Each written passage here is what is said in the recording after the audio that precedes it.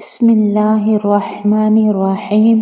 السلام علیکم ورحمۃ اللہ وبرکاتہ۔ رسول اللہ صلی اللہ علیہ وسلم نے فرمایا، میری امت میں ایسے برے لوگ پیدا ہو جائیں گے جو زناکاری، ریشم کا پہننا، شراب پینا اور گانے بجانے کو حلال بنا لیں گے۔ حضرت ابو ہریرہ رضی اللہ تعالیٰ عنہ سے روایت ہے کہ ایک آدمی رات کی تاریکی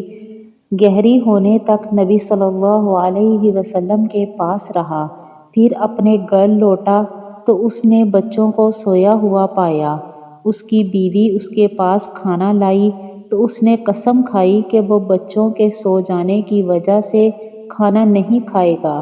پھر اسے دوسرا خیال آیا تو اس نے کھانا کھا لیا۔ اس کے بعد وہ رسول اللہ صلی اللہ علیہ وسلم کی خدمت میں حاضر ہوا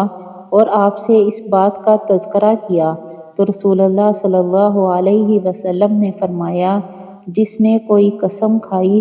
پھر اس نے کسی دوسرے کام کو اس سے بہتر سمجھا تو وہ وہی کام کر لے اور اپنی قسم کا کفارہ ادا کرے۔ حضرت ابو ہریرہ رضی اللہ تعالیٰ عنہ بیان کرتے ہیں، رسول اللہ صلی اللہ علیہ وسلم نے فرمایا، جس شخص نے اپنے آپ کو پہاڑ سے گرا کر مار لیا تو وہ جہنم میں گرتا رہے گا اور اس میں ہمیشہ ہمیشہ رہے گا،